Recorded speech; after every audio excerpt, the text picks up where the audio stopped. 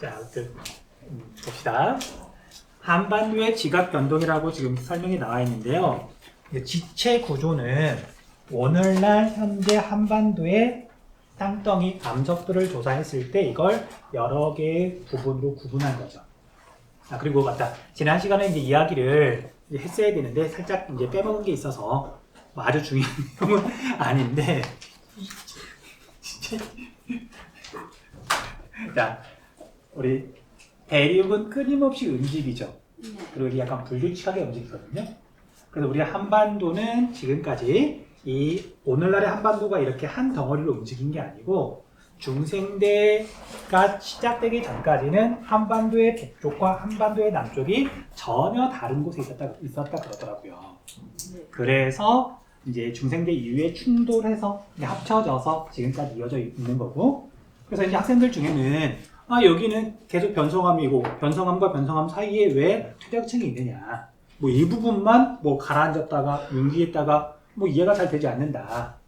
당연히 그럴 수 있죠. 근데 이제 어쨌든 한반도가 한 덩어리가 아니었더라. 그리고 오랜 시간이 지나는 동안 정말 많은 일들이 있었기 때문에 우리는 그 결과만 가지고 어쨌든 정리하는 거죠. 아무튼 넘어갈게요. 자, 그럼 지각 변동은 뭐냐면요. 지각, 말로 땅이죠. 그리고 변동은 힘이 작용해서 변화가 일어나서 움직일 동작. 힘을 받아서 어쨌든 땅덩이가 이렇게 산맥이 생기기도 하고요. 아니 이렇게 휘다가 끊어지기도 하고 단층이라 그러죠. 또는 이렇게 반대로 갈라지기도 하고 그러잖아요. 이런 모든 걸 지각 변동이라고 불러요. 됐니? 네. 그래서 이제 우리 한반도의 역사에서 중요한 지각 변동들을 하나씩 정리를 할 건데 여기에서 지질 구조선이란 말부터 조금 다시 정리를 할게요. 지질 구조선. 지질 구조선에다가 강조 표시 좀 하세요. 앞에서 한 번쯤 이야기한 것 같아. 힘이 작용하면 힘이 작용했다는 흔적이 대체로 남아요. 그래서 서로 사이가 안 좋아가지고 남자애들 주먹 다툼을 했어. 이렇게 힘이 작용했더니 여기에 멍자국이 남죠. 그런 것처럼 땅도 힘을 받으면 당연히 흔적이 대체로 남는단 말이에요. 그래서 얘가 거대한 한반도 또는 대륙이라고 봐도 좋아요. 왼쪽과 오른쪽에서 이렇게 힘이 이렇게 서로 미는 힘이 작용을 하면, 우리가 초등학교 때 혹시 뭐 고무차를 가지고 실험해봤어요? 이렇게 힘이 작용하면 이게 고무차력이 이렇게 밀려가지고 이런 식으로 휘잖아.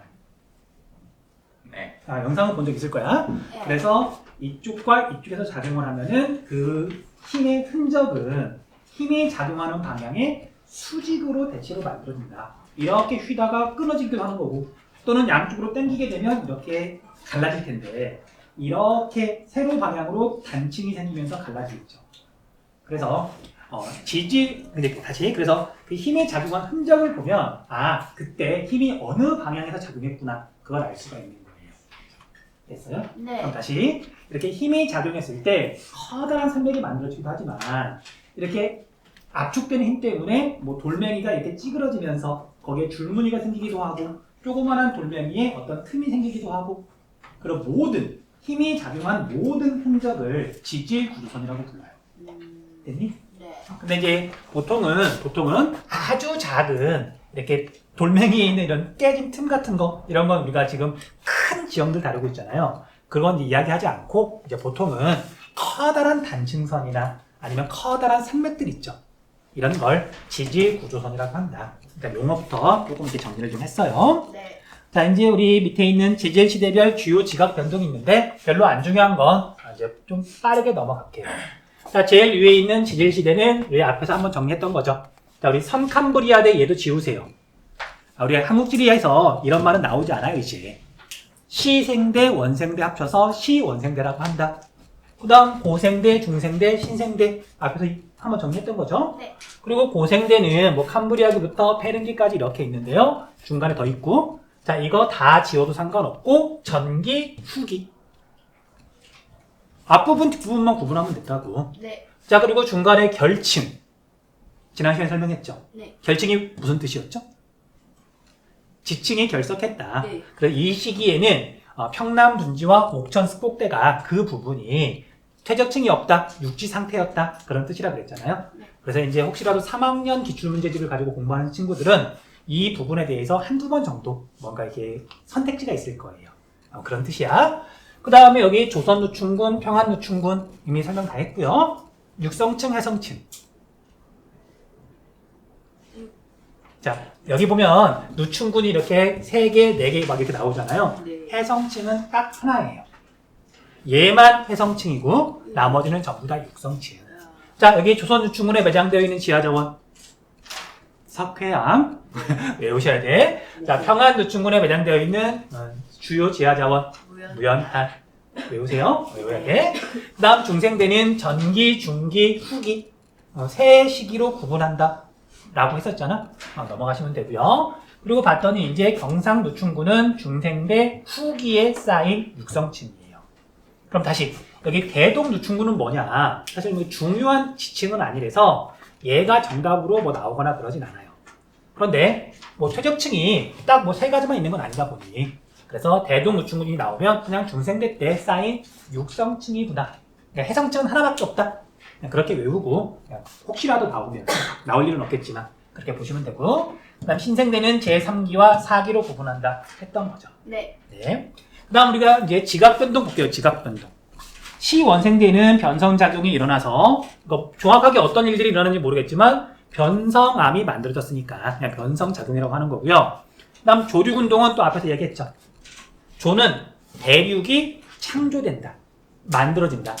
대륙은 넓은 땅덩이잖아요. 넓은 범위에 걸쳐서 이렇게 융기하거나 이렇게 아래로 내려가는 걸 침강이라 그래요. 어쨌든 이렇게 위아래로 넓은 범위에 걸쳐서 해성층이었다가 육지 상태로 머물렀다가 다시 침강해가지고 육성층이 만들어졌다가 이렇게 오르락 내리락 했다 그랬잖아. 네. 그게 조류운동이에요. 자, 얘가 뭐 정답으로 나오는 건 아닌데 그래도 대충 무슨 뜻인지는 알고 있으라고요. 네. 자, 그래서 중요한 건 이제 중생대부터예요. 무슨 뜻이냐면 아주 옛날에 일어난 이런 지각 변동에 어떤 흔적을 남겼다 하더라도 그 뒤로 또 워낙 많은 일들이 일어났다 보니까 너무 옛날 건 현재 한반도의 지형하고 별로 관련이 없어요. 이해되니? 네. 그래서 오늘날 한반도 지형은 중생대 때 일어난 이 지각 변동들로 결정이 된 거거든요. 그래서 여기서부터는 밑에 보면 알겠지만 다시 자세히 정리가 되어 있는 거예요. 됐니? 네. 그래서 여러분들이 이제 복습하면서는 이렇게 연결을 시킬 줄 알아야 돼. 중생대 전기는 송림변동, 중생대 중기는 대보조산운동, 중생대 후기 또는 말기는 불국사변동 이렇게 차례로 연결을 시키시고요. 신생대는 3기, 4기에 각각 어떤 지각변동들이 있었다. 자, 단순히 안 외워주고요. 몇 번 복습을 하셔야 돼요. 네. 자, 그럼 다시 이제 왼쪽에 아래로 내려와서 중생대의 지각변동 볼게요. 중생대의 지각변동. 자, 위에 있는 걸 좀 더 자세하게 풀어낸 거예요. 자, 그럼 먼저 중생대 초기. 트라이아스기 아니다. 그냥 우리는 중생대 초기라고 하면 된다. 네. 그래서 이때는 이제 한반도의 북부 지방에 큰 힘이 작용했어요. 아까 얘랑 한반도가 두 개가 따로 떨어져 있었다 그랬잖아. 그 한반도 북부 지역에 큰 힘이 작용했는데 대체로 북쪽과 남쪽에서 미는 힘이 작용했다 그러더라고요. 됐니? 네. 자, 그래서 그때 작용을 했는데 그 작용한 힘으로 뭔가 흔적이 남았어. 그 흔적을 랴오뚱 방향 지질 구조선이라고 불러요. 됐어요? 됐어? 그런데 이걸 갖다가 이렇게 남쪽과 북쪽에서 이렇게 힘이 작용하다 보니까 이 방향으로 뭔가 흔적이 생겼단 말이에요. 이 흔적을 랴오뚱 방향이라고 하지만 이게 방위로 나타내기도 해요.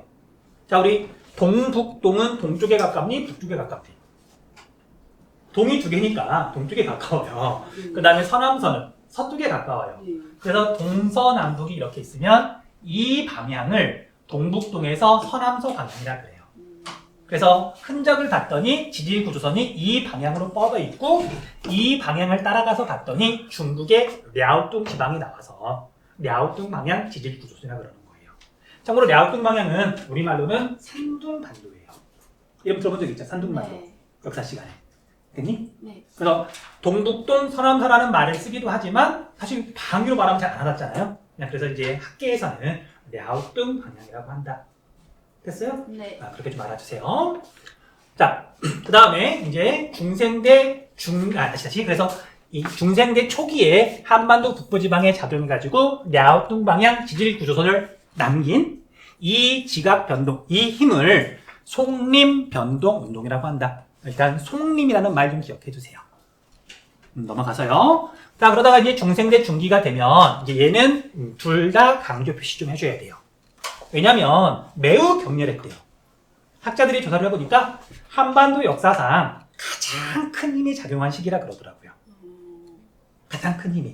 그래서 오늘날 지형에도 정말 큰 영향을 미치는. 그래서 한반도 전역에 영향을 미쳤고요. 자, 얘도 뭔가 흔적을 남겼겠죠. 네. 자, 그 흔적을 봤더니 이제 주로 한반도 중부와 남부 지역에 얘보다는 약간 아래로 처진 이 방향으로 대체로 흔적이 남았어. 네. 그래서 이걸 갖다가 북동남서 방향 지질 구조선이라고 하고요. 네. 근데 방위로 말하면 조금 불편하니까 이렇게 쭉 따라가서 봤더니 한반도에서 이 방향으로 갔더니 중국 본토가 나온다 그래서 중국 방향 지질 구조선이라고 불러요. 네. 됐어요? 네. 이걸 외워야 된다? 네. 근데 학생에 따라서 이제 궁금해해요. 아니 선생님 이거나 그러니까 이거나 그 방향이 그 방향인 것 같은데 왜 이름 다르게 지어서 사람 헷갈리게 만드냐?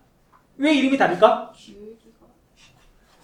작용한 시기도 다르고요. 그러니까 시기가 다르니까 다른 힘이 작용한 거잖아. 이해돼요? 네. 뭐 당연히 구분을 해야지. 그러니까 귀찮더라도 이게 얘랑은 똑같은 게 아니다. 한반도 북부지방 주로 얘는 한반도 중부 남부지방에 흔적이 많이 남아있다. 그렇게 구분하셔야 돼요. 됐어요? 네. 자, 그리고 여러분들 이제 이건 내가 뭐 이렇게 나는 이제 원래 그런 거 잘 못하는 사람인데 이기상 선생님이 지리 강사 있잖아요. 이 부분 이제 정리할 때 중요한 걸 먼저 정리하고 나머지 건 상대적으로 비교하면 되거든요. 그래서 중생대 중기예요. 됐니? 중생대 중기에 대보조산 운동이 일어났는데 중국 방향 지질 구조선이 만들어졌다. 그러면 대보조산 운동부터 해가지고 중국 방향 지질 구조선 지읒으로 쭉 정리가 되잖아요. 어쨌든. 예. 그러면 랴오뚱 방향은 대보조산 운동이 아닌 거야.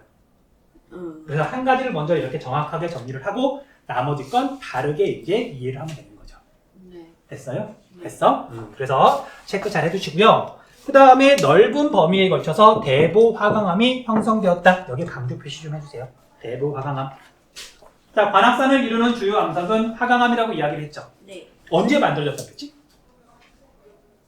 이야기했을 텐데 물론 선생님이 이제 수업 시간에 워낙 많은 말을 써드니까 다 기억은 못하더라도 중생대에 화강암이 만들어졌고 땅속 깊숙한 곳에서 네. 근데 오랜 시간이 지나는 동안 위에가 깎여 나가고 그 화강암이 지금 지표면에 드러났다 그랬잖아. 그래서 우리나라에 있는 화강암은 대부분 중생대, 중기, 대보조산운동 때 만들어진 거예요. 자, 봐봐 다시. 한반도에 엄청난 힘이 작용했대요. 그러면 지하에 에너지가 많았을까 적었을까? 많았겠죠. 그러니까 암석도 많이 녹았고 마그마가 어마어마하게 만들어졌을 거 아니야. 이해돼요? 네. 그래서 우리 한반도에 있는 대부분의 화강암은 대보조산운동 때 만들어진 거다. 됐어요? 네. 난 다시 여기서 또 중요한 거 하나 더 체크할게요. 자, 이 지질 구조선은 잘 보세요. 이거 중요한 부분이야. 나중에 이제 산맥하고 같이 연결되는 거거든요. 자, 대보조산운동이라 한번 가정을 해볼게요. 그럼 한반도가 이렇게 있으면 남쪽과 북쪽에서 물론 이제 얘는 약간 이렇게 작용했겠지만 그럼 한반도가 이렇게 위아래에서 미니까 이런 식으로 막 여러 개 이렇게 막 만들어졌습니다. 이런 식으로. 네. 그러면 땅 위에는 어마어마한 산맥도 있을 것이고요. 반대로 이렇게 아래쪽으로 휜 부분도 있겠죠. 그리고 뭐 단층 같은 것도 이렇게 휘다 보면 암석이니까 잘 안 드러나니까 이렇게 막 깨졌겠죠. 네. 그 다음에 이렇게 하더라도 여기는 뭔가 또 깨지기도 하고 네. 이쪽 방향에서. 그래서 지질구조선은 크게 처음 만들어졌을 때는요. 산줄기도 지질구조선이고 그 다음에 땅 아랫부분에 있는 이런 단층, 깨진 선, 네. 단층선도 지질구조선이에요. 그런데 오랜 시간이 지나면 땅 위에 부분은 침식을 받아서 깎여 나가겠죠. 네. 그리고 위에 있는 산줄기는 여러분 한번 계산 한번 해봐. 1년에 0.1mm씩 깎여 나간다고 한번 가정해 볼게요. 0.1mm. 네. 10년이면 이만큼 깎여 나가는 거예요. 네. 그치? 어쨌든? 네. 그런데 이게 만약에 1억 년 동안 깎여 나간다. 그럼 얼마나 깎여 나갈까? 미안해, 내가 할 얘기는 아니고 어저께 이제 찍은 동영상 보니까 2008에서 30을 못 빼가지고 내가 이렇게 헤매더라고. 아무튼 0.1 곱하기 1억을 하잖아요. 네. 그러면 10km가 나와요. 그러니까 지구의 나이가 어마어마하게 많다 보니까 1년에 0.1mm 눈에 보이지도 않는 속도로 깎이더라도 1억 년이면 에베레스트산, 히말라야 산맥 자체가 다 깎여서 없어지는 시간이더라고요. 이해돼? 그래서 우리 중생대 때는 실제로 한반도에 대보산 운동 때 에베레스트산, 히말라야 산맥보다 더 높은 산맥이 만들어졌다 그러더라고요. 근데 그거 지금 어디 갔을까? 깎여서 다 없어졌죠. 그래서 오늘날 중국 방향 지질 구조선이 남아있거든요. 이 남아있는 건 땅 위에 있던 산줄기가 남아있는 게 아니라 땅 속에 있던, 땅 속은 침식이 일어나지 않으니까 땅 속에 있던 지질 구조선, 주로 커다란 단층선들, 암석이 깨진 선 있잖아요. 그게 남아있는 거예요. 이해되니? 그리고 다시, 자, 그럼 땅 속에 지질 구조선이 이 방향으로 형성이 됐어. 자, 깨진 틈이라 그랬죠. 이 부분은 상대적으로 약할까 강할까? 약해요. 이미 암석들이 깨져 있는 선이란 말이야. 그러면 땅 속에서 마그마가 이렇게 생겨가지고 밀고 올라와요. 1번을 뚫고 올라올까? 2번을 뚫고 올라올까?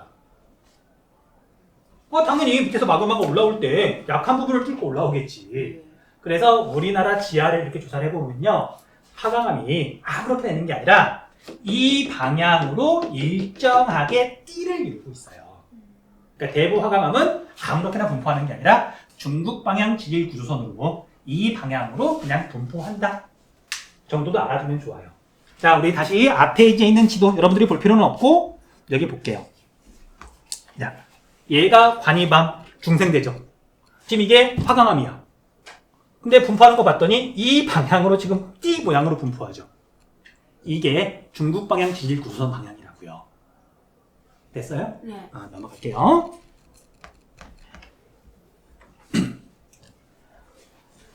자, 그리고 이제 대보조산 운동이 끝난 다음에 이제 한반도는 어마어마하게 큰 힘을 이제 받진 않고 이제 부분적으로 또는 상대적으로 약한 힘을 받아요. 그래서 이제 중생대 말기 후기가 되면 영남 지방을 중심으로. 자, 영남 지방이 어디죠? 여러분들? 경상도를 다른 말로 영남 지방이라고 불러요. 경상남북도. 보통 경상도라 그래. 거기를 중심으로 비교적 작은 지각 변동이 일어난 거예요.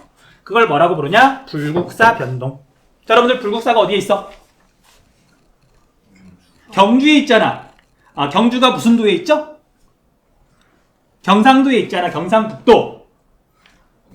네. 야, 이건 이해는 하지. 어쨌든 암기 중심으로 공부를 하다 보니 고구려 백제 신라가 이렇게 오른쪽 아래 경상도 쪽에 있었잖아. 네. 됐니? 그래서 불국사 변동인 거예요. 그래서 얘도 지각 변동이었잖아. 그래서 땅속에 에너지가 많아서 이때도 화강암이 만들어져요. 이 화강암을 불국사 변동 때문에 만들어졌다. 그래서 불국사 화강암이라 그런다. 그럼 당연한 얘기지만 불국사에 있는 석가탑, 다보탑은 불국사 화강암인 거죠. 그러니까 관악산에 있는 화강암과 다보탑을 이루는 화강암하고는 이제 친구 사이이긴 하지만 같이 만들어진 건 아니라고요. 됐어요? 자, 얘도 중심으로 물어보진 않는데 그래도 선지에서 가끔 나오니까 알아두셔야 돼요. 네. 됐죠? 넘어갈게요. 자, 그 다음 신생대 지각변동 볼게요. 신생대 지각변동. 자, 근데 이제 신생대 지각변동 들어가기 전에 대보조선 운동이 끝난 다음에 이게 한반도라 그런다면 남동쪽에 경상도 일대에만 불국사 변동이 비교적 약한 불국사 변동이 일어났다 그랬잖아요. 네. 나머지 지역은 별다른 힘을 받지 않고 대보조선 운동이 끝난 다음에 한 1억 년 정도, 1억 년 이상 그냥 침식이 계속 일어나요. 자, 그러면 신생대가 시작할 무렵에 한반도는 어떤 상태였을까? 좀 많이 깎여서 네. 많이 깎였어. 그래서 대체로 평탄해졌다 그러더라고요. 다시 신생대가 시작할 무렵에 태백산맥은 있었다 없었다? 없었다. 태백산맥, 소백산맥 이런 것들은 전부 다 신생대에 만들어지는 거예요. 그런데 자, 대보조산 운동이 끝나고 어쨌든 오랫동안 침식을 받았는데 그럼에도 불구하고 남아있는 게 있어. 뭐가 남았을까? 땅속에 있는 지질 구조선. 네. 단층선들 있잖아요. 네. 그게 지금 땅속에 남아있는 상태인 거예요. 그래서 간단하게 지금 그림 그릴게. 여기다가. 자,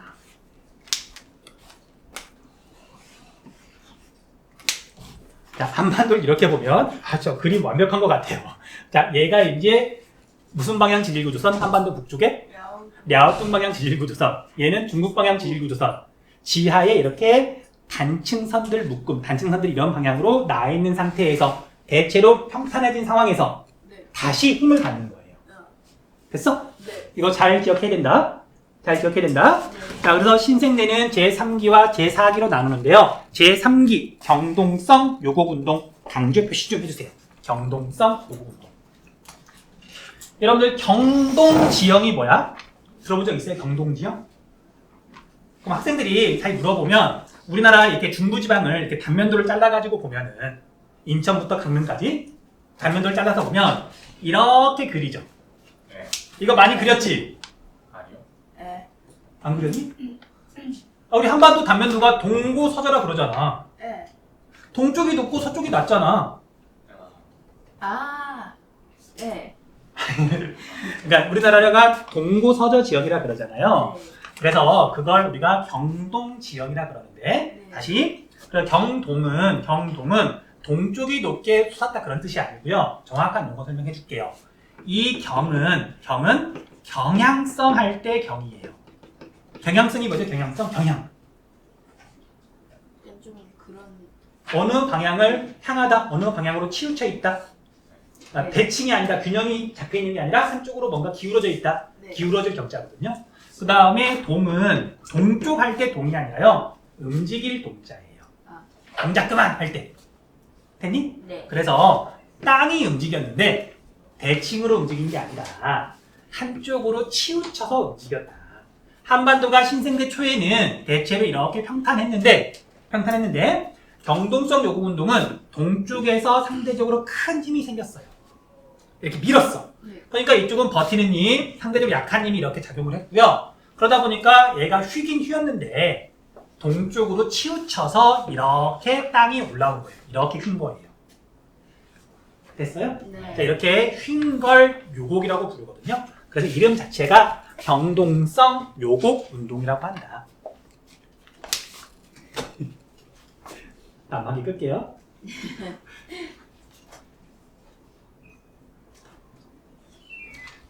옆으로 잠깐만 셀게요. 이 반이었나? 다른 반이었나? 지난주인가 지지난주인가? 아무튼 거의 마지막 시간이었나? 6교시였나? 아무튼 수업을 열심히 하고 나가는데 그날따라 애들이 너무 이렇게 막 자는 거야. 되게 힘들어하는 거예요. 난 잘 몰랐어. 약간 둔하게 그런 부분을 약간 둔하기도 하고 그냥 애들이 유난히 피곤한가 보다. 근데 이렇게 앞문 나가서 이렇게 뒷문 옆을 지나가는데 한 여학생이 한지대 학생은 아니야. 근데 2학년 4반에 들어오려다가 깜짝 놀라면서 어떤 말을 하더라고요.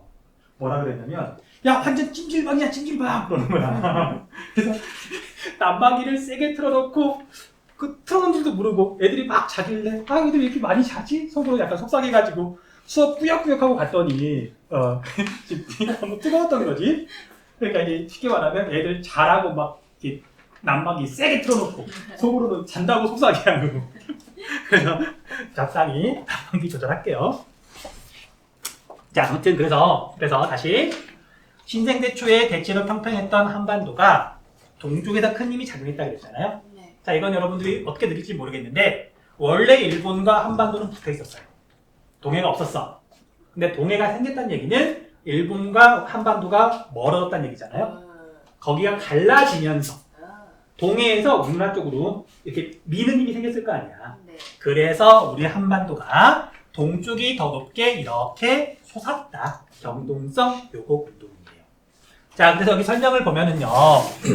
융기축이 가장 높게 융기한 곳이 동해안으로 안에 치우친 가운데가 아니라 동쪽으로 높게 치우친 융기 운동이 일어났다. 비대칭으로. 그런 뜻이에요. 자, 그럼 봐. 융기 운동이 일어났어. 그래서 이제 여러분들이 알고 있는 익숙한 지형이 드디어 눈에 보일 거예요. 자, 평평했던 한반도가 이렇게 힘이 작용하니까 이렇게 융기가 일어나는데 동쪽이 높게 솟았어. 네. 자, 이제 이 부분 산줄기가 만들어졌죠. 네. 이걸 산맥이라 그런단 말이에요. 네. 드디어 우리가 알고 있는 산맥이 만들어진 거예요. 자, 그래서 태백산맥, 함경산맥 등 이렇게 융기에서 제일 높게 솟은 부분이 있죠. 네. 이런 산맥이 만들어졌다. 됐어요? 네. 알고 있어야 돼. 자, 그리고 이제 신생대 제3기 말부터 제4기까지는 화산 활동이 일어났다라고 되어 있는데요. 다시. 자, 여러분들, 대보조선운동 때 한반도에 화산 활동 있었을까? 대보조선운동 때 그렇지 않았- 어마어마하게 많이 일어났어요. 지금 에너지가 많아서 막 땅도 난리가 나고 땅 밑에 화강암 엄청나게 많이 생기고, 근데 일부는 땅 속에서 이렇게 식었겠지만 일부는 땅을 뚫고 올라왔을 거 아니야. 근데 대보조선운동 때 어마어마하게 일어났던 화산 활동, 그때 만들어진 화산암은 지금 거의 남아있지 않다. 네. 왜냐면 위에는 다 깎여 나가니까. 그래서 현재 남아있는 우리가 볼 수 있는 화산 지형은 비교적 최근에 만들어졌다 그랬잖아요. 네. 지형단은 처음에 화강암하고 현무암 비교 설명하면서 네. 현무암, 지금 우리가 볼 수 있는 현무암은 비교적 최근에 만들어졌고, 화강암은 원래 지하 깊숙한 곳에서 만들어지는 건데 지금 땅 위에 있는 건 오랜 시간이 지났기 때문이라고. 네. 복습 안 했구만. 네. 복습해. 네. 자, 그래서 가장 최근인 거예요, 화산 활동이. 그 과거에도 있었지만. 네. 됐어요? 네. 그래서 백두산, 제주도, 울릉도, 독도, 철원 같은 화산 지형은 신생대 말기, 가장 최근에 만들어졌다. 그렇게 정리하시면 돼요. 네. 자, 이제 밑에 있는 거 다시 한번 볼게요. 우리나라, 동해, 일본, 그리고 신생대 제3기에 일어났던 경동성 요구운동을 좀 설명하는 거거든. 단면도예요. 황해가 있고요. 한반도가 동고서저 지형이 있죠. 그리고 동해가 넓어지면서 이렇게 미는 힘이 작용해가지고 이쪽이 더 많이 휜 거야. 됐니? 네. 이 그림 보면 경동성 요구 운동이구나 알아보시면 돼요. 자, 여기까지 좀 설명이 길었는데 그래도 중간에 끊을 수는 없어서 이야기했고요. 정리할 거 있으면 정리하세요. 경동성 요구 운동.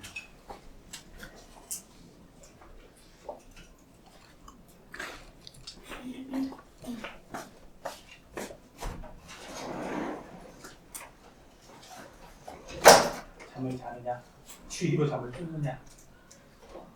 조금만 열어놓을게요. 네. 내가 졸려서 그래.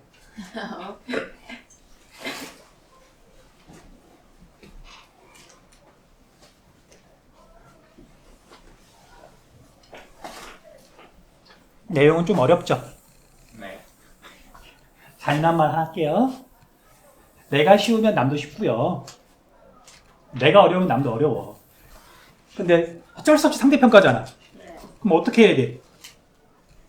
내가 쉬운 문제는 당연히 나는 맞춰야 되는 거고, 모두가 어려워하는 내용을 또 내가 맞춰야 되는 거잖아요. 이것도 어쩔 수 없는 거야.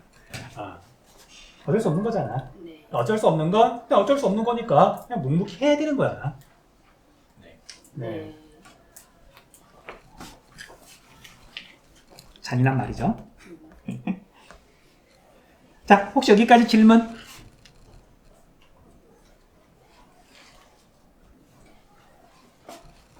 자, 보자. 조금만 더 할게요. 네. 자, 기후변화와 지형 발달이라고 되어 있는데, 자, 여기까지는 별로 할 게 없어서, 자, 이제 한 10분만 하고 한 10분 이제 끝낼게. 자, 기후변화와 지형 발달. 자, 기온과 강수량이 달라지면요, 만들어지는 지형도 달라요. 물론 이제 앞에서 공부했던 뭐 대륙이 충돌하고 그런 거에 비해서는 조금 작게 변하지만 분명히 지형이 달라져. 그래서 우리가 기후하고 지형하고도 조금 공부를 하고요. 자, 여러분들 이건 알고 있죠? 빙하 시대가 있었다. 그건 알고 있죠? 자, 지구에서 빙하 시대가 몇 번 있었을까? 많이. 무수히 많이. 네. 그런데 가장 최근만 하더라도 빙하기가 3번인가 4번인가 있었어요. 4번인가 보다 여러 번 있었어. 아무튼 지구의 기온은 계속 변하거든요. 네. 그래서 어쨌든 지형도 시기에 따라서 기온이 낮은 시기와 높은 시기가 다르더라. 일단 그건 알고 있어야 돼요. 네. 그럼 일단 우리가 용어부터 정리할게요. 다음 페이지에 보면 이 그래프가 하나 나올 건데 이걸 조금 확장해서 그릴게요. 자, 여러분들 따로 필기 안 해도 괜찮아요. 그냥 보면 그렇구나. 그리고 잊어버릴 거 아니야. 되게 쉬운 그래프야. 이렇게 축을 하나 그리고요. 이렇게 또 축을 그릴 거예요. 자, 이쪽은 이제 시간인데 이쪽이 현재예요. 그래프가 이거랑 똑같이 그릴게. 그리고 얘는 변하는 건데 기온이라고 해도 좋고요. 그 다음에 기온하고 똑같이 움직이는 게 있거든. 기온이 상승하면 해수면은 어떻게 된다? 지구 온난화가 진행되면서 해수면이 상승한다. 그러니까 기온이라고 해도 좋고 바다의 수면의 높이 해수면이라고 해도 좋고 여기서는 지금 해수면이라 그랬죠. 같이 움직이는 거잖아. 네. 자, 그래서 지구의 역사를 봤더니요. 오늘날이 0이라 그런다면 대체로 이런 식으로 기온과 해수면이 과거는 이제 뺄게요. 여러 번 변해왔어요. 물론 똑같이 변한 건 아니지만 이렇게 기온이 낮았다, 높았다, 낮았다, 높아졌다. 그러고 왔단 말이야. 네. 그래서 뭐라고 부르냐면요. 이 시기를 추워. 그래서 빙기라고 불러요. 이 빙이 무슨 빙자인지는 알죠? 빙하할 때 빙이야. 얼음 빙자예요. 그리고 이때도 빙기예요. 됐니? 네. 빙기가 있고요. 그 다음에 얘도 빙기는 빙기인데 여기 현재라 그랬잖아. 근데 미래는 알 수 없지. 장담할 수 없지. 네. 그래서 마지막 빙기를 최종 빙기라고 불러요. 최종 빙기. 됐니? 네. 그래서 우리가 문제나 또는 자료를 보면 최종 빙기라는 말이 계속 나올 거예요. 됐니? 네. 기온이 낮았던 시기다. 자, 그러면 빙기하고 빙기 사이는 상대적으로 기온이 높은 시기죠. 그럼 이 시기를 뭐라고 부를까? 빙기와 빙기 사이 간자를 써서 간빙기라고 불러요. 됐니? 네. 이 시기를 간빙기라고 부르고요. 기온이 높은 시기라고 생각하면 돼요. 자, 그런데 오늘날은 뭘까? 간빙기야? 추워질까? 앞으로? 모른다 그랬잖아. 네. 자, 맞출 줄 알면 나한테 좀 알려주세요. 우리 같이 어제 돗자리 깔고 사주팔자 봐서 지리보다 그게 돈 더 많이 되는 것 같더라고. 자, 그래서 이걸 뭐라 그러냐면요. 최종 빙기 다음 기온 올라가는 시기. 그래서 오늘날을 후빙기라고 불러요. 됐니? 그래서 후빙기랑 간빙기랑은 성격이 똑같고요. 최종 빙기, 빙기는 같은 걸 말하는 거고. 됐어? 네. 네. 일단 용어 정리했어요. 그리고 이제 이 그래프 잠깐만 볼게요. 그래서 해수면이 가장 내려갔을 때 최종 빙기 때는 있잖아요. 오늘날 해수면에 비해서 여기 봤더니 120m 이상 내려갔대. 이거 높이 좀, 깊이 좀 조금 체크 좀 해주세요. 깊이 좀.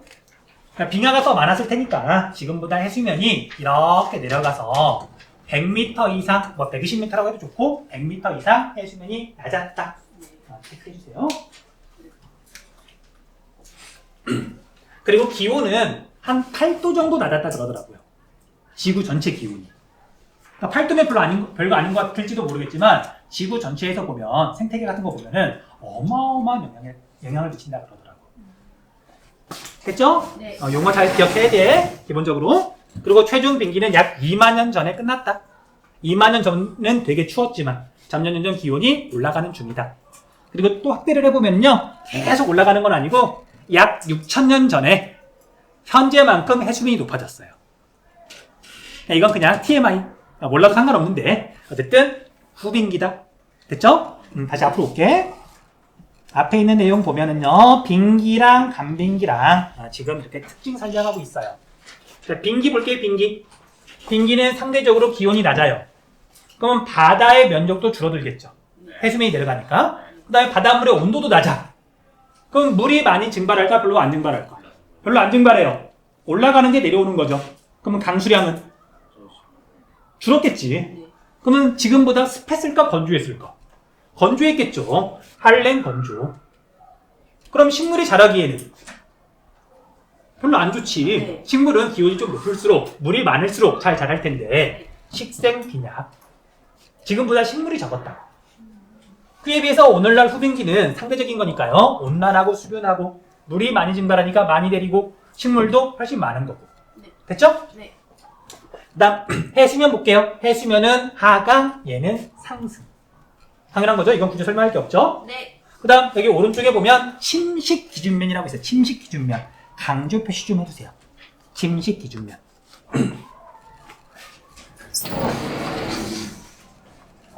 자, 여러분들 침식하고 세트를 이루는 개념 세 가지를 또 같이 묶어서 말해요. 물이 흐르면서 침식, 운반, 퇴적. 아, 침식은 뭔가 깎이는 거, 네. 운반은 이동하는 거, 퇴적은 쌓이는 거. 쌓이는 거죠. 그 침식과 퇴적이 대체로 반대 개념이잖아. 그쵸? 네. 그럼 다시. 자, 우리가 단면도를 그리면은요, 높은 산을 시작해가지고, 이렇게 육지가 흐르다가, 이제 여기서 바다예요. 뭐 이런 단면도 많이 봤죠? 네. 그러면 여기서 비가 내려가지고, 이렇게 하천이 흐르면서 바다까지 이렇게 가요. 그러면 여기에서는 주로 어떤 작용이 일어나냐면, 침식작용, 그리고 운반작용. 퇴적은 어디서 일어나?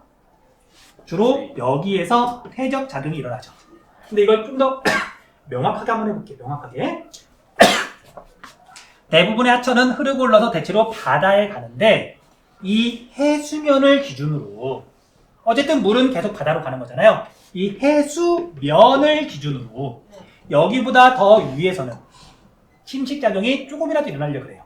높으면 높을수록 침식작용이 더 일어날 거고 어쨌든 여기서는 침식작용이 일어나고요. 해수면보다 아래쪽에서는 퇴적작용이 일어난단 말이에요. 이해되니?